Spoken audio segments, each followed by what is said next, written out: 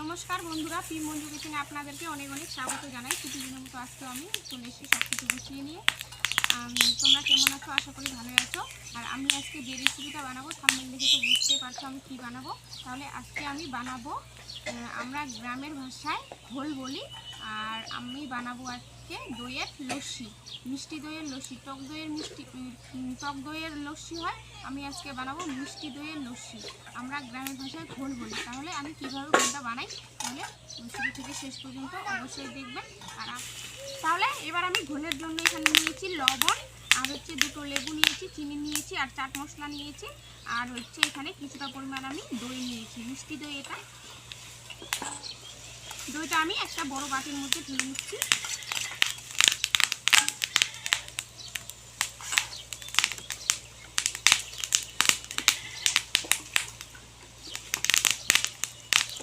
আর এখানে আমি ফ্রিজে ঠান্ডা জল নিয়েছি, বরফ দিতে হতো, বরফ আমি দিব না, ঠান্ডা জল নিয়েছি ফ্রিজে নর্মাল।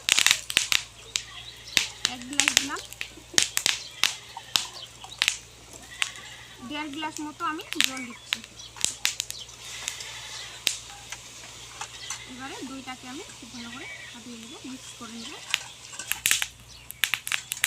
আমি দইটাকে খুব ভালো করে জল দিয়ে ফেটিয়ে নিয়েছি। এবারে দিয়ে দেবো, আর দিয়ে দেবো 1 চামচ মতো, যেহেতু এটা মিষ্টি দই তার জন্য চিনিটা একটু কম দিচ্ছি। 2 চামচ মতো আমি চিনি দিলাম। আর এখানে নিয়েছি চাট মশলা, 1/2 চামচ চাট মশলা দিয়ে দিলাম।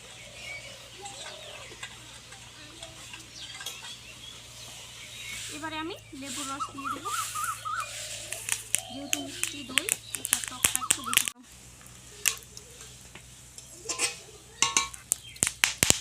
গ্লাসের মধ্যে ছেঁকে নেব।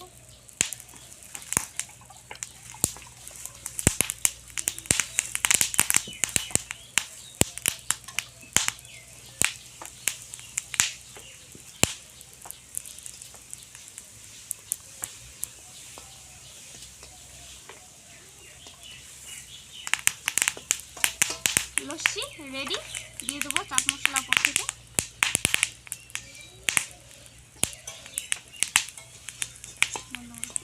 বন্ধুরা, লস্যি আমার একদম রেডি, একদম মশলাদার লস্যি বা ঘোল। এবারে আনু খেয়ে বলবে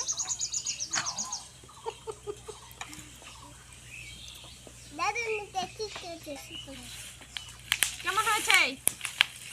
আজ বোমাকে বল কেমন হয়েছে, কেমন হয়েছে। তাহলে বন্ধুরা, আমার লস্যিটা কেমন হলো অবশ্যই কমেন্টে জানাবেন। এই তো গরমের দিনে এরকম যদি বন্ধুরা, ভিডিওটা কেমন লাগলো অবশ্যই কমেন্টে জানাবেন। যদি ভালো লাগে থাকে তাহলে লাইক কমেন্ট শেয়ার করে দিবেন। তাহলে আজকের মতো এখানেই, সবাই ভালো থাকবেন, সুস্থ থাকবেন। আগামীকাল কোনো একটা আবারও নতুন রেসিপি নিয়ে আসবো। টাটা টাটা করে দাও।